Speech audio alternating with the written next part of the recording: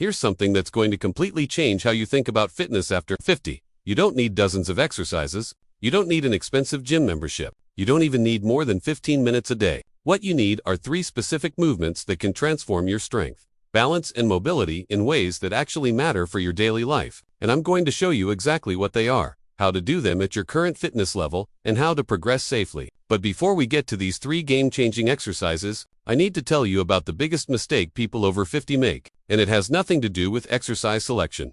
The mistake is accepting decline as inevitable. You wake up stiff and think, well, that's just how mornings are now. You avoid the stairs because they're hard and tell yourself you're being smart. You start moving less because movement feels harder, and somewhere along the way, you convince yourself that this is just what getting older looks like. Here's the medical truth that nobody talks about. This is a self-fulfilling prophecy, and it's dangerous. Every single time you lower your physical expectations, your body adapts downward to meet them. When you accept a limitation, you stop challenging the muscles needed to overcome it. Your muscles start to atrophy. Scientists call this sarcopenia, age-related muscle loss, and it turns that limitation into your new physical reality. But here's what's incredible.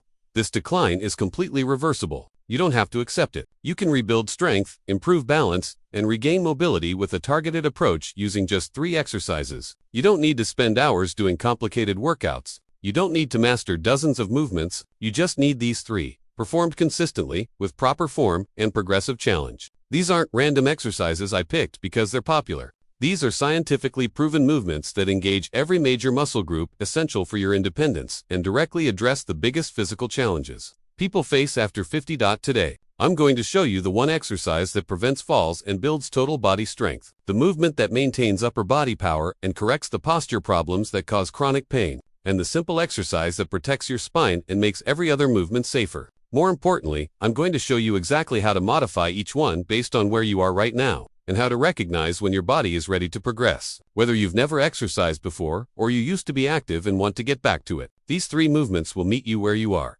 Let's start with the single most important movement for functional longevity. It's something you already do multiple times every single day, but its proper execution is absolutely critical for maintaining your independence. I'm talking about the squat. Now, before you think this sounds too advanced or that you can't do squats, hear me out. Every time you sit down in a chair and stand back up, you're performing a squat. The problem is, as we age and our muscles weaken, we start cheating this movement without even realizing it. We use momentum to throw ourselves up. We push off the armrests with our hands. We lean forward and use every compensation possible. What this means is that the primary muscles, your quadriceps, your hamstrings, and especially your glutes, the biggest muscles in your body, are no longer being properly challenged and stimulated. This creates a vicious cycle that speeds up decline. The muscles get weaker because they're not working hard enough. The movement becomes more difficult because the muscles are weaker, so you avoid it even more or compensate harder, and the muscle loss accelerates. This is exactly why the squat is non-negotiable if you want to maintain your independence. It directly strengthens the largest, most important muscle groups in your body.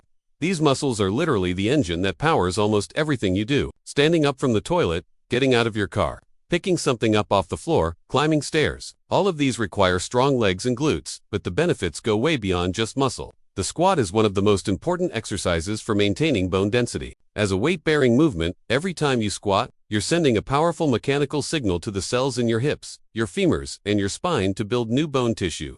This is our most effective natural defense against osteoporosis and the devastating fractures that can come with it. Hip fractures in particular are a major cause of loss of independence in older adults, and building strong bones through weight-bearing exercise is how we prevent them. There's another critical benefit that most people don't think about. The squat fine-tunes your nervous system. It improves something called proprioception, which is your body's sense of where it is in space.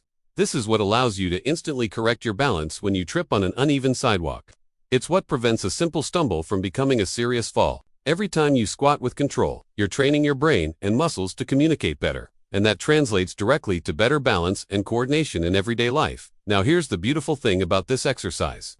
It's completely scalable to your current ability. If you're starting from a low fitness level, that's perfectly fine. We're going to start with the chair squat, and this is where most people should begin. Find a sturdy chair, one that doesn't have wheels or any instability. Sit on the edge with your feet planted firmly on the ground, about hip width apart. Make sure your knees are aligned over your ankles. Now, lean forward slightly from your hips. This is important. And without using your hands for assistance, drive through your heels and stand up. Stand all the way up until you're fully upright. Then, and this is crucial, slowly, and with complete control, lower yourself back down to the seated position. That controlled descent. The lowering phase is just as important as standing up. That's called the eccentric phase of the movement, and it's incredibly effective for building strength. Don't just drop into the chair. Lower yourself slowly over a count of 3 or 4 seconds. Aim for 10 repetitions of this. Do this 2 to 3 times throughout your day. Maybe once in the morning, once in the afternoon, once in the evening, when you can easily perform 15 chair squats in a row without feeling winded, without needing to use your hands, and without your legs feeling shaky. Your body is telling you that it has adapted. You've gotten stronger. This typically takes about 2 to 4 weeks of consistent practice. That's when you progress to the next level, the bodyweight squat without the chair. Now you're going to perform the same movement pattern, but without the safety net of sitting down. Stand with your feet about shoulder width apart, toes pointed slightly outward. Initiate the movement by pushing your hips back, like you're reaching back to sit in a chair that's behind you. Keep your chest up and your core engaged. Lower yourself down as far as is comfortable. For some people, that might be a quarter squat. For others, it might be parallel or below. It doesn't matter. What matters is control and proper form. Then drive through your heels. Squeeze your glutes and stand back up. The goal here is not depth. The goal is perfect form. Keep your knees tracking over your toes. Don't let them cave inward. Keep your weight in your heels, in the balls of your feet, not your toes. When you can perform 12 to 15 bodyweight squats with excellent form and feel like you could do more, you're ready for the next progression. This is where you add resistance. The goblet squat is perfect for this. Hold a light dumbbell, a kettlebell, or even a water bottle at your chest, right at the center of your sternum. Perform the same squat pattern. The weight in front of your body actually helps with balance and encourages you to keep your chest up. Start light, maybe 5 or 10 pounds. Progress slowly. Remember, the key principle here is progressive overload, gradually increasing the challenge over time. But it's progression, not perfection. Starting with a chair squat is not weak or embarrassing. It's intelligent. It's meeting your body where it is and building a solid foundation. That's how you create sustainable, long-term strength gains without injury. So that's exercise number 1. The squat, which builds your foundation, your lower body power, your balance, and your bone density. Now, having strong legs gets you moving. But your interaction with the world, your ability to push open heavy doors, lift bags of groceries, steady yourself against a wall, or most critically, push yourself up from the ground if you fall, all of that depends on upper body strength. This is where our second fundamental movement comes in, and it's one of the most effective exercises ever created, the push-up. The push-up is incredibly scalable, which means no matter your current strength level, there's a version that's appropriate for you, and its benefits for maintaining functional strength after 50 are massive. It's what we call a compound movement, meaning it engages multiple muscle groups at the same time. Your chest, your shoulders, your triceps, and crucially, your entire core. From a medical perspective, the push-up is also a powerful corrective exercise for posture. Think about how much time we spend sitting, looking at phones, driving, working at computers. Over time, this creates something called upper crossed syndrome. Your shoulders round forward, your head juts out in front of your body, and your upper back becomes weak and overstretched. This posture is not just unattractive, it causes chronic neck pain, upper back pain, shoulder problems, and even headaches. The push-up strengthens the exact muscles that counteract this pattern. It strengthens your chest, shoulders, and arms, but it also activates your upper back muscles and teaches your body to hold proper alignment. When done correctly, the push pulls your shoulders back, aligns your spine, and builds the strength to maintain good posture throughout the day. This can dramatically reduce or eliminate chronic pain that many people just accept as normal. A proper push-up isn't just an arm exercise, it's a moving plank. Your entire body has to work together to remain stable and integrated. This full body tension is what builds real, functional strength. Just like with the squat, we're going to start at a level that's appropriate for you. For most people over 50 who haven't been doing push-ups regularly, that starting point is the wall push-up. Stand about an arm's length away from a sturdy wall. Place your palms flat against it at shoulder height, hands slightly wider than your shoulders. Step back so your body is at a slight angle to the wall. Now, keeping your body in a straight line from your head all the way down to your heels, bend your elbows and lean toward the wall. Your elbows should point back at about a 45-degree angle, not straight out to the sides. Lower yourself until your nose almost touches the wall, then press back to the starting position. That's 1 rep. This version builds the movement, pattern, the coordination, and initial strength with very minimal load. It's perfect for beginners. Do as many as you can with good form. When you can, easily complete 15 to 20 wall push-ups without your arms feeling fatigued, without shaking, and while maintaining that straight body line. It's time to increase the challenge. We increase difficulty by changing the angle of your body. The more horizontal you are, the harder the push-up becomes. This is where the incline push-up comes in. Find a sturdy surface like a countertop, a table, or a bench. The higher the surface, the easier the exercise. Place your hands on the edge, walk your feet back so your body is at an angle, and perform push-ups in this position. Same form cues apply. Straight line from head to heels, elbows at 45 degrees. Lower with control, press back up. You can do 12 to 15 incline push-ups on a surface that's about waist height with perfect form. Start looking for progressively lower surfaces. Maybe you move from the kitchen counter to a chair, then from a chair to a low step or ottoman. Work your way down gradually over several weeks or months. Eventually, you might progress to the floor. The knee push-up is the next progression, and it's an incredibly effective version that provides almost all the benefits of a full push-up with significantly less stress on your shoulder joints. Get down on your hands and knees. Place your hands slightly wider than shoulders. Walk your knees back a bit so you create a straight line from your knees to the top of your head. Your body should be one rigid unit from knees up. Now perform the push-up, lowering your chest toward the floor and pressing back up. Here's something important I want you to understand. For the vast majority of people over 50, mastering the knee push-up is a monumental achievement. It provides all the upper body strength you need for a high quality of life. You don't need to progress to a full push-up on your toes unless you want to. A perfect knee push-up is infinitely better than a sloppy full push-up with your hips sagging and your elbows flaring. Perfect form beats high reps and advanced variations every single time. Quality over quantity. Control over ego. So that's exercise number 2, the push-up, which builds your upper body strength, corrects your posture, and trains your core stability. Speaking of core stability, that brings us to our third and final movement, which isolates and strengthens that critical core cylinder. I'm talking about the plank. Now, I know this might look simple, maybe even boring, but the plank is one of the most powerful exercises for building the kind of core strength that protects your spine and makes every movement in life safer and more effective. When most people think of core training, they think of crunches but from a medical perspective, those exercises are far from ideal, especially as we age. Crunches involve repetitive flexing of the spine, which can put stress on the discs in your lower back. And here's the thing, your core's primary function is not to create movement, it's to resist movement and create stability. Your core is like a natural weightlifting belt. It's a cylinder of muscles that wraps around your entire midsection, front, back, and sides. These muscles include your rectus abdominis, your obliques, your transverse abdominis, your lower back muscles, even your diaphragm and pelvic floor. When this cylinder is strong and properly activated, it stabilizes your spine, protects you from injury, improves your balance, and makes every other movement more powerful and efficient. A strong core is critical for preventing back pain. One of the most common complaints in people over 50, it's essential for balance and fall prevention, and it makes activities like carrying groceries, getting in and out of the car, even just standing and walking, easier and safer. The plank trains all of these core muscles to work together to resist movement and create that stability. This is far more relevant to real life than doing 100 crunches, just like our other 2 exercises.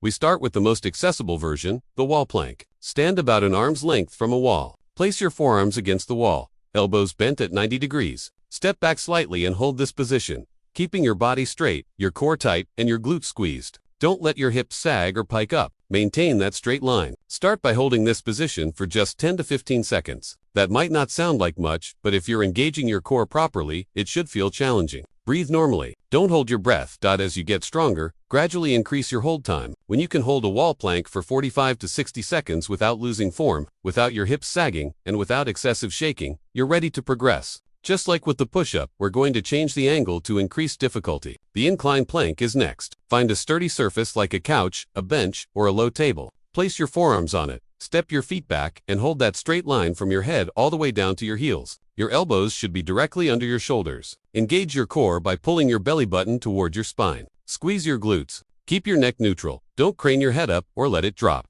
Start with 15 to 20-second holds. Focus on perfect form. As you adapt, work your way up to holding this position for a full minute. That's when you know you're ready for the floor. The knee plank is where most people will find the perfect level of challenge and the perfect level of benefit. Drop down to your knees and forearms on the floor. Position your elbows under your shoulders. Walk your knees back until you create that straight line from your knees to the top of your head. Hold. Engage everything. Core tight, glutes squeezed, shoulders pulled down away from your ears. Neck neutral. If you can hold a perfect knee plank for 30 to 45 seconds, that is a sign of excellent, functional core strength. That is genuinely impressive. Mastering the knee plank is a massive victory, and it will give you all the spinal stability and core strength you need for daily life. Now, there is one more progression, the full plank on your toes and forearms. This is the version you see in fitness magazines. But here's the truth, it is not a requirement. It's not necessary for functional fitness. A rock-solid knee plank with perfect form is far more beneficial than a full plank where your hips are sagging, your lower back is arched, and you're holding your breath and grimacing. Never sacrifice form for a harder variation. Never sacrifice quality for duration. Alright, so those are your 3 exercises. The squat for lower body strength, bone density, and balance. The push-up for upper body strength, posture, and core integration. And the plank for core stability and spinal protection. These 3 movements, when performed consistently with proper form and progressive challenge, engage every major muscle group in your body. They address the exact physical needs that are most critical for maintaining independence, preventing falls, reducing pain, and living an active, vibrant life after 50. Now let's put this all together into a simple, sustainable routine that you can actually stick with long-term. Your workout days are Monday, Wednesday, and Friday. 3 days a week. That's it. On these days, you're going to perform 2 sets of each exercise. Start with your squats. Do 8 to 12 repetitions of whatever version is appropriate for your current level. Chair squats, bodyweight squats, or goblet squats. Rest for about 30 to 60 seconds. Then do your second set. Move on to your push-ups. Perform 5 to 10 repetitions of your current version, whether that's wall push-ups, incline push-ups, or knee push-ups. Rest, do your second set. Finally, finish with your planks. Hold for 15 to 30 seconds, whatever you can do with perfect form. Rest for 30 seconds, then do your second set. That's it, that's your entire workout. Depending on your rest periods, this routine takes somewhere between 10 and 15 minutes. It's efficient, it's focused, it's sustainable. You're not spending an hour in the gym. You're not doing 20 different exercises. You're doing these 3 essential movements with intention and quality. Tuesday and Thursday are your recovery days. Recovery is not the same as being sedentary. On these days, I want you to go for a 20 to 30-minute walk. Just a gentle, easy-paced walk. This promotes blood flow, aids muscle recovery, keeps your cardiovascular system healthy, and honestly, it's great for your mental health too. Don't underestimate the power of a daily walk. Weekends are for active recovery. This means light movement that you enjoy. Maybe it's stretching or gentle yoga. Maybe it's gardening or playing with your grandkids. Maybe it's a bike ride or swimming. The key is keeping your body moving without the structured intensity of your workout days. This approach balances challenge with recovery, which is essential for progress, especially as we age. Your body doesn't get stronger during the workout. It gets stronger during the recovery period when it repairs and adapts. Here's how you know when to progress to the next level of an exercise. Your body will tell you when the top end of the repetition range feels manageable. When you finish your set and feel like you could have done 2 or 3 more reps with good form, you're ready to advance to the next variation. If you're doing 12 chair squats and they feel easy, move to bodyweight squats. If you're doing 20 wall push-ups without any arm fatigue, move to incline push-ups. If you're holding a wall plank for 60 seconds and it feels almost too easy, move to the incline plank. Trust the process. Don't rush, but don't stay comfortable either. Progressive challenge is what creates adaptation and strength gains. Let me be very clear about something. The goal is not to reach the most advanced version of every exercise. That's not what this is about. The goal is to consistently challenge yourself at the appropriate level and gradually get stronger over time. If you spend the rest of your life doing chair squats, incline push-ups, and knee planks, and you do them consistently with good form, you will be stronger, healthier, and more independent than the vast majority of people your age. That is success. Don't compare yourself to anyone else. Compare yourself to who you were last week, last month, last year. You don't need a gym membership. You don't need expensive equipment. You don't need complicated programs or specialized knowledge. You just need these 3 exercises, a commitment to consistency, and the understanding that small, incremental progress over time creates massive transformation. The best time to start building strength was 20 years ago. The second best time is right now, today. Don't wait until Monday. Don't wait until you feel motivated. Motivation follows action, not the other way around. Do 1 set of chair squats right now, after watching this video. Do 5 wall push-ups. Hold a wall plank for 10 seconds. Just start. Your future self, the version of you 6 months from now, 1 year from now, 5 years from now, will thank you for taking this first step today. You deserve to move through life with strength, confidence, and independence. These 3 exercises are how you make that happen. Drop a comment and let me know which exercise you're starting with. Hit that like button if this video gave you clarity and a clear path forward. Subscribe for more evidence-based fitness content that actually makes sense for real people living real lives. And share this with someone who needs to hear it. Let's build a community of people who refuse to accept decline as inevitable. I'll see you in the next video. Now go do those squats.